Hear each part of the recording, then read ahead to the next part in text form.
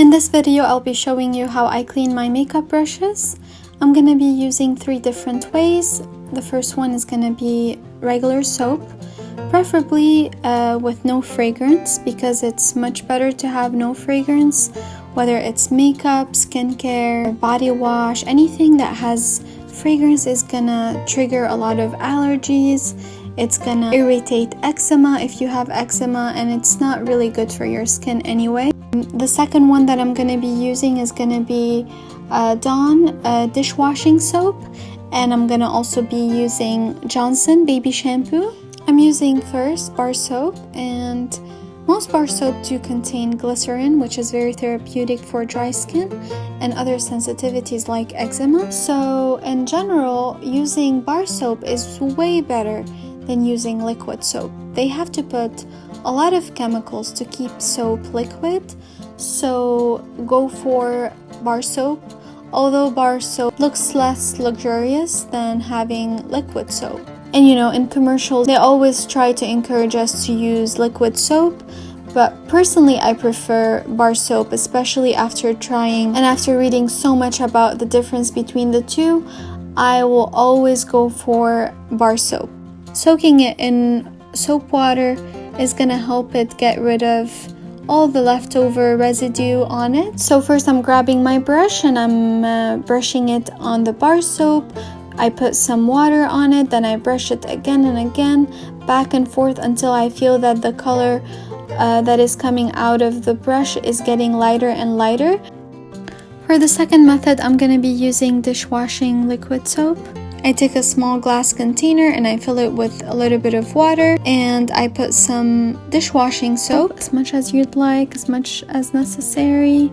And then I'm taking each brush and I'm brushing it against the bottom of the container and letting it soak. I don't know if soaking it in water for some time is gonna really get rid of everything I have on these brushes. I'm not sure how effective this method is going to be compared with brushing them against the soap versus against the bottom of the container and just soaking it in dishwashing soap water. We'll see at the end. I can definitely see some of the makeup coming out, but how much of the makeup is coming out, we will see. I'm letting them soak for a little bit. I'm checking them and it doesn't seem that a lot of the makeup is coming out. I'm adding some more dishwashing soap and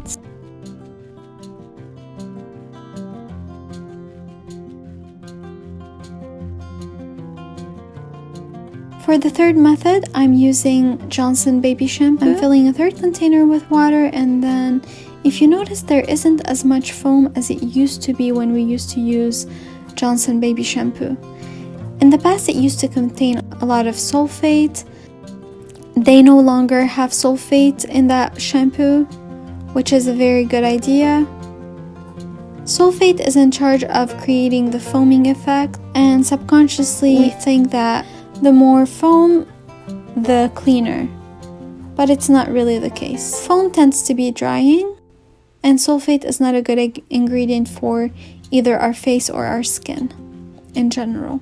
So the less foam you use in your products, the better your skin is and the happier it'll be. What it's doing for our skin is just drying it from all the moisturizing elements in the skin. And sulfate is the element that creates the foam on products. So subconsciously we always feel that whenever I see a lot of foam, this is what's cleansing the product that I'm trying to clean, but not necessarily. I'm also adding a silicone mask applicator as well as a beauty blender attached to a stick, and we'll see how effective this is going to be soaking them in the shampoo water. But you know, the same idea like using dishwashing soap, they're getting soaked.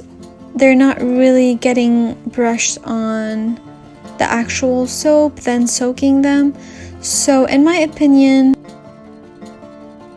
brushing them on the soap is going to be the most effective. Next, I'm using a silicone pad for cleaning makeup brushes, and I'm placing it under running water. There are other options for these silicone pads. You can get a flat one where you can set it at the bottom of the sink or on the counter where you can actually brush it without having to hold it in your hands, but it's all up to you. In this case, I'm using the one that I need to hold in my hand.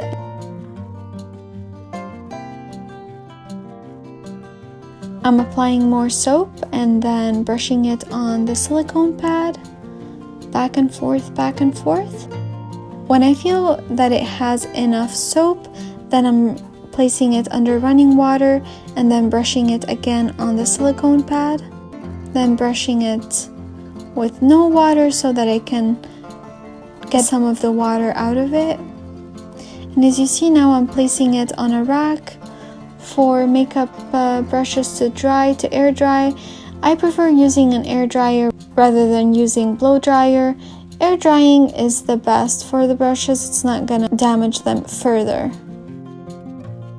The washing process in itself is going to be kind of damaging to the brushes, but this is the best way for us to use these brushes, because if we don't have very clean brushes and we're using them on our face, it's going to cause you more breakout and other types of skin problems.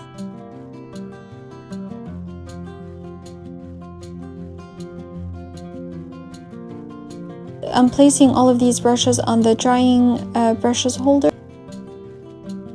It saves me a lot of trouble. Instead of just placing them on the towel, it's just placing them downward in a way that all of the water is just coming out and going down. I really like to use that brush holder. It's a very easy and effective way to dry brushes rather than just placing them horizontally on some towels to dry, because eventually these towels are gonna get wet and they might be a little messy, but towels are still a good way to dry these brushes as well. It's good in terms of hygiene because you're gonna definitely use some very clean towels. So anyway, these brushes are remaining clean and they're drying in a good way. The beauty blender tends to be a little tricky because to get to the inner parts where all of the dirt has accumulated from absorbing foundation or absorbing concealer and powder, you're gonna have to rinse it a few times and brush it against the soap a few times, and then trying to get the water out of it until you find that there's no dark color coming out of it, and then you feel that it looks clean, then you can stop. What's giving me a hard time here is trying to get that blue lipstick off of the brushes. Besides the fact that it was a really messy lipstick, it looked really good on camera and video. It was fun applying it, but I don't really recommend you guys buying that blue lipstick that I used in the other video, because it was really thick, really dense, and I wasn't crazy about the formula. It was like a messy formula. It didn't dry in a way that it wasn't messy, and if you try to get it off of your lips or if you're trying to get it off of the brushes, it wasn't the easiest thing to do.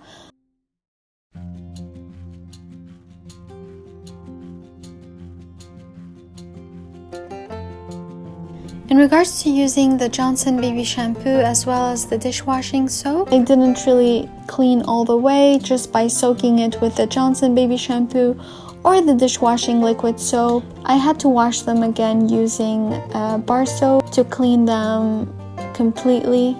And that is everything for now, guys. If you have any question or suggestion or a very effective way for you that works for you to clean your brushes, please let me know in the comments below. And if you have any requests for the next video, please also include it in the comments below. So please don't forget to subscribe to my channel to always be updated with the next videos. I thank you for sticking until the end of this video, and I really appreciate your comments, likes, and subscriptions. I wish you all a wonderful day.